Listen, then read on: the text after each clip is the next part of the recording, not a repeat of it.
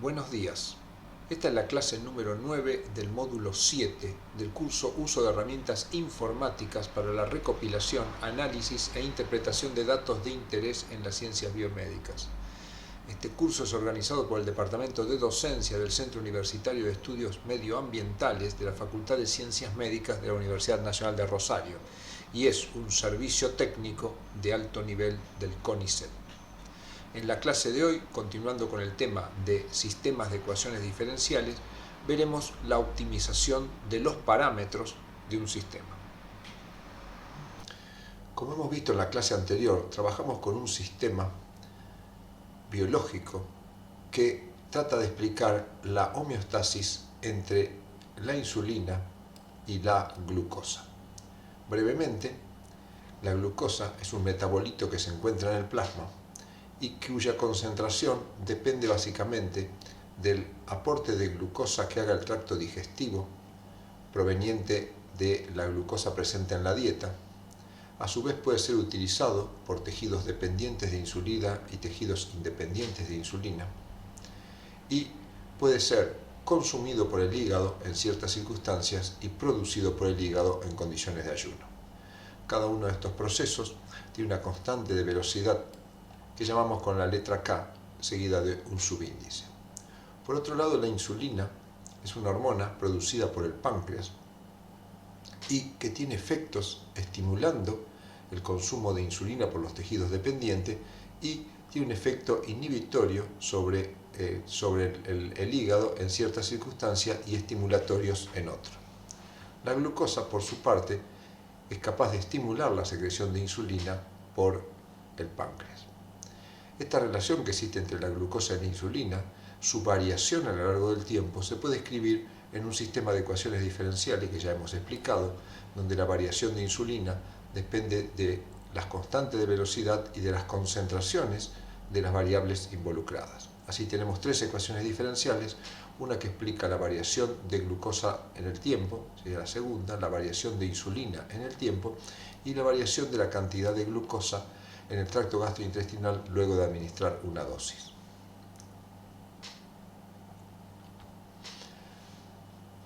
Cuando trabajamos con este modelo, tenemos datos experimentales. Si uno administra glucosa, por ejemplo, este modelo está desarrollado para la rata normal, si uno administra glucosa a una rata normal por vía oral, en la sangre tendrá una variación de la concentración de glucosa que llamamos G y una variación en la concentración de insulina por las razones explicadas en el modelo anterior. En este experimento se analizó a lo largo de 360 minutos y se sacó aproximadamente una docena de valores. Acá se encuentran graficados los valores de glucosa. Como podemos ver, luego de una dosis se produce un aumento para llegar al máximo y luego decrece, y la insulina, en respuesta al aumento de glucosa, prácticamente copia el patrón. Previamente, con estos datos y este modelo, restringiendo los datos experimentales a ciertas condiciones, se pueden ir centrando la atención, por ejemplo, en compartimentos como el intestino y que nos permita estimar un valor de la constante K, del parámetro K, o intestino y sangre para estimar el parámetro K0. Entre páncreas y sangre podemos estimar un valor para el parámetro K1. Entre plasma y los tejidos dependientes de insulina obtenemos un valor estimado de K6. Así, entre el hígado y el plasma podemos estimar el parámetro IPI que ya ha sido definido, y entre el plasma y los tejidos dependientes y los independientes estimar los valores de K2 y K3. Finalmente, entre el hígado y el plasma estimamos el valor del último parámetro, que es K4.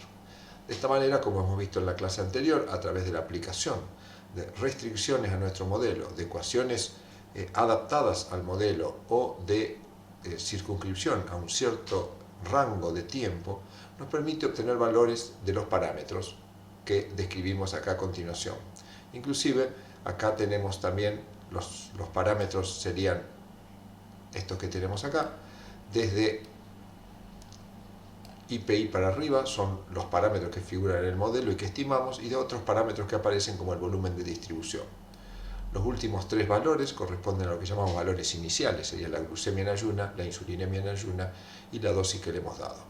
Todos estos datos son datos que a partir de los datos experimentales logramos obtener para luego utilizar nuestro modelo. Con estos datos, acá vamos a ver en conjunto, este es nuestro sistema de ecuaciones diferenciales. En base a nuestro sistema de ecuaciones diferenciales, en R podemos escribir una función que le hemos llamado homeostasis, particularmente porque es una función que explica la homeostasis del sistema glucosa-insulina. Una función que tiene cierta forma específica de escritura, pero que esta función incluye, como podemos ver acá, nuestro modelo, nuestro sistema de ecuaciones diferenciales. Entonces,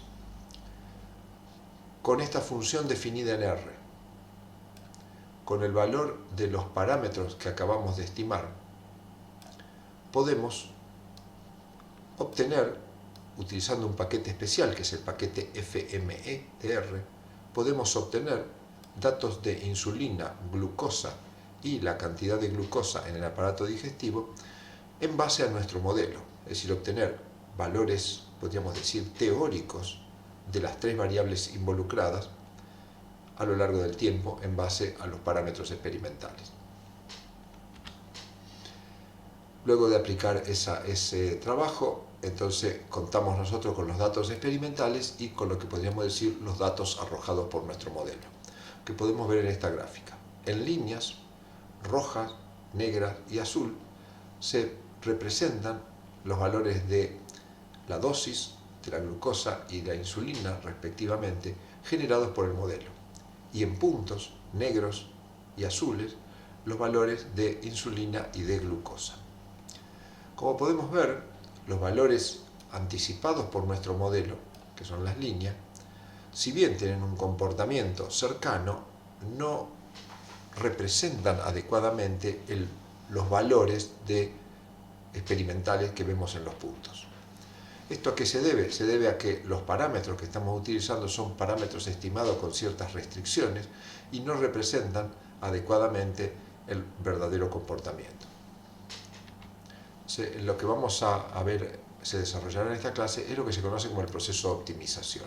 ¿El proceso de optimización en qué consiste? Consiste en tomar los valores de los parámetros y las funciones que manejamos, los parámetros estimados que nos permiten obtener este ajuste del modelo a los datos experimentales y obtener mejores valores de los parámetros, es decir, por eso llamamos optimización, de manera de que nuestro modelo represente de una manera más adecuada a los datos experimentales.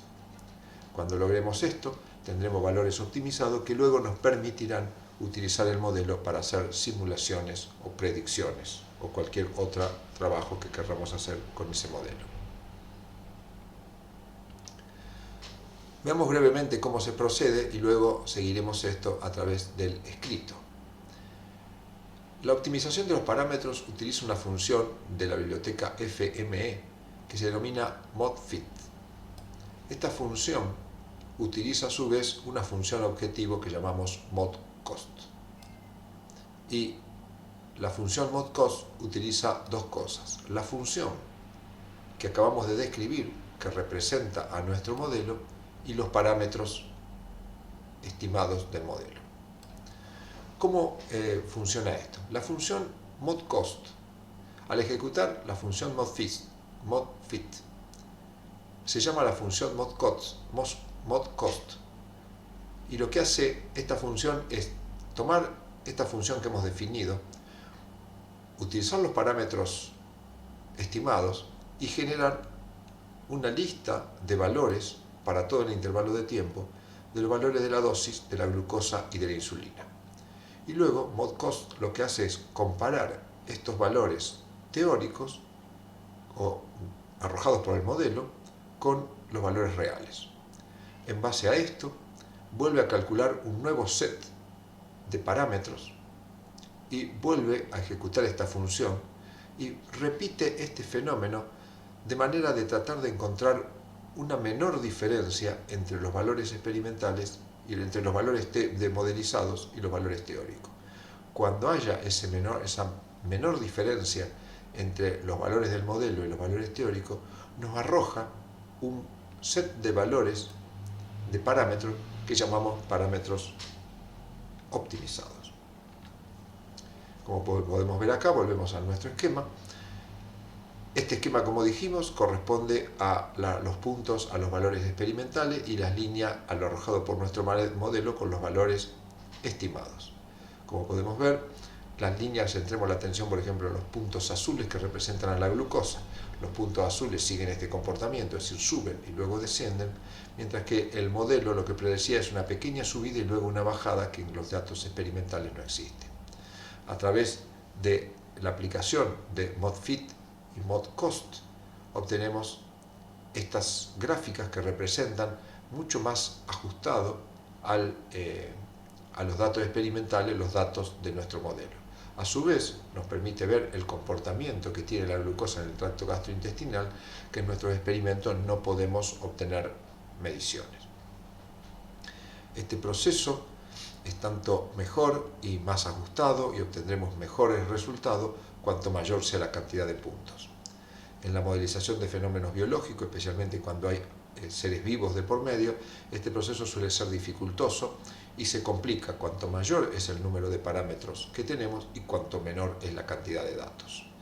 Como es de imaginarse, no es posible en ciertos modelos, especialmente como este, donde los datos surgen de mediciones en plasma, obtener una cantidad de datos que uno desee, pero en otras modelizaciones de variables, donde se puede hacer un monitoreo continuo, como por ejemplo no podría decir la presión sanguínea o la temperatura corporal, que uno puede obtener valores, mucho mayor cantidad de valor a lo largo del tiempo, siempre el proceso de optimización arrojará mejores resultados.